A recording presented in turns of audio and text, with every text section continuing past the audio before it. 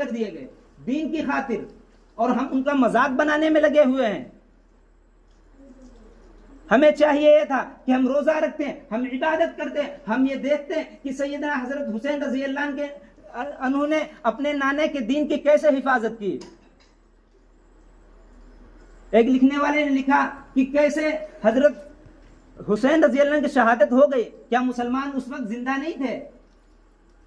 हजरत उस्मान रजी अल्लाह के ज़माने में, हजरत उमर रजी अल्लाह के ज़माने में मुसलमान बड़ी तादाद में मौजूद थे। क्यों हुजूर अकरम सल्लल्लाहु अलैहि वसल्लम के घराना पूरा शहीद हो, क्यों मुसलमान नहीं बोले? फिर दूसरे ने जवाब दिया, वैसे ही नहीं बोले जैसे आज मुसलमान 1.5 अरब दुनिया के अंदर जिंदा है, और फिलिस्तीन के अंदर, रफा के अंदर, गजा के अंदर मुसलमान कैसे मारे जा रहे हैं? कोई है बोलने वाला? कोई आवाज नहीं उठाता। आवाज तो छोड़ो, हम तो दुआएं भी नहीं उनके लिए कर सकते।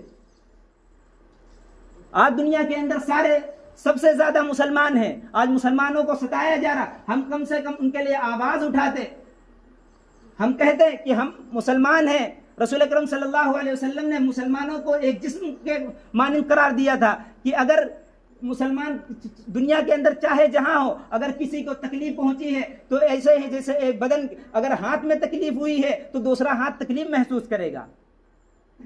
अगर मुसलमान को कहीं परेशानी हो तो हम भी तकलीफ महसूस करें। आज उनके लिए आवाज तो उठाना दरकिनार, हम दुआएं नहीं करते। बताओ हमने कितनी दुआएं की हैं? कौन सी नमाज में हम उनके लिए दुआएं की हैं? हम सैयदना हुसैन रजी अल्लाह के नाम तो लेते हैं, मगर वो किस हाल में शहीद हुए यह जानने की कोशिश की। वो सजदे की हालत में थे, उन्हें शहीद कर दिया गया। हमें पता चलता है इससे कि नमाज किसी हाल में भी माफ नहीं है।